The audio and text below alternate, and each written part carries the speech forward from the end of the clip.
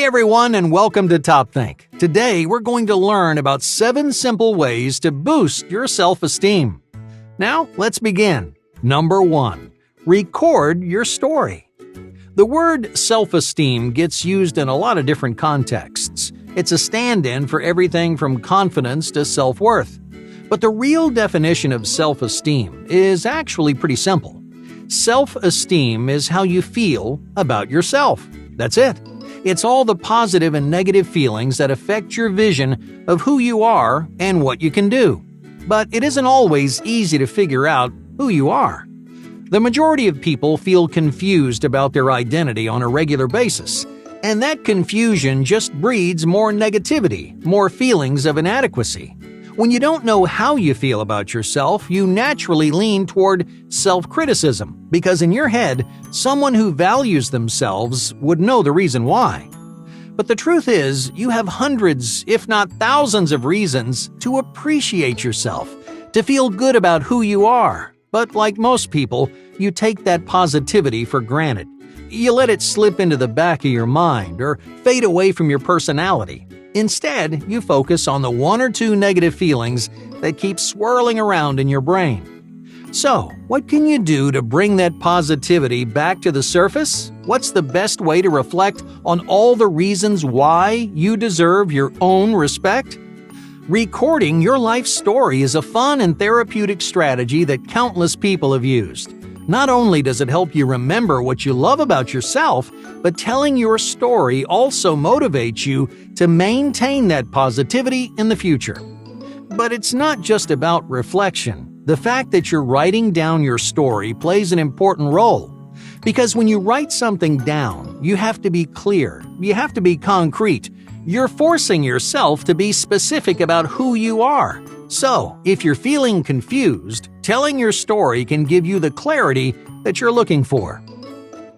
Number 2. A point of pride. Instead of looking back in time, you can also boost your self-esteem by setting goals for the future. Okay, just imagine you're an aspiring author, but you've never actually written a book before. You've written plenty of short stories, but you've always been too scared to try something bigger. Maybe you're worried you're going to fail, or you're just feeling overwhelmed and you don't have enough faith in yourself to take on the challenge.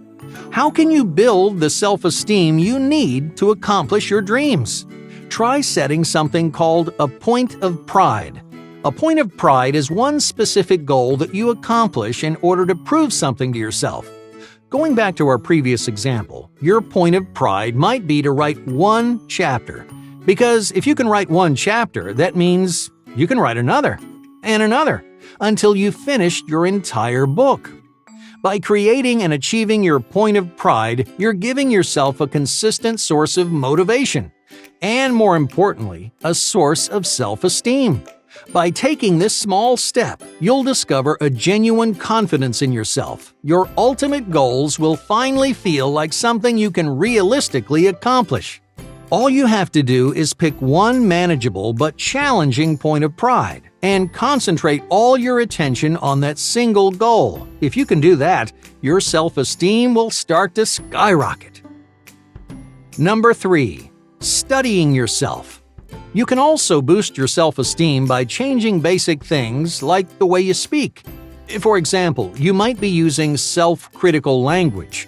You undercut your own success, you belittle your own accomplishments, and you overrate the value of the people around you. The problem is, you probably don't even realize that you're doing it. It's become almost automatic for you. So how do you change something that you don't even think about? Try studying the way you speak. Every time you undermine your own achievements, go ahead and write it down. That way you can focus your attention on your harmful language and gradually change it for the better. You may not notice a difference at first, but over time, this simple strategy will have a huge impact on your self-esteem. Number 4. Practice self-compassion. One of the hardest things of building self-esteem is learning how to forgive your own mistakes. You want to be perfect, you want to be respected and successful, so whenever that doesn't happen, you either pretend that nothing happened or you become your own worst enemy. You criticize yourself, and you hold a grudge. But both of these approaches have the same fundamental problem. They're focused on preserving the good. You're trying to maintain this fragile image of yourself. You expect to be that perfect, successful person, so you react negatively every time that doesn't happen. You either ignore your mistakes or you tear yourself down, and slowly but surely, you chip away at your self-esteem. So, what should you do instead? The real secret behind your self-esteem has nothing to do with preserving the good. It's about forgiving the bad. You'll spend the rest of your life making mistakes. We all do. There's just no way around it. So before you can believe in yourself, you have to learn to live with those failures. Little by little, you can boost your self-esteem by actively forgiving yourself. Each time you say something stupid or make a careless error, just take a minute to acknowledge what you did wrong, and then, no matter what, cut yourself some slack. Number 5. Revisit your past. Have you always struggled with low self-esteem? Or can you remember a time in your life where self-esteem was the last thing on your mind? Many people go through highs and lows throughout their life. They start accomplishing their goals and developing healthy habits, so they feel positive and confident, until some kind of failure knocks them down a peg.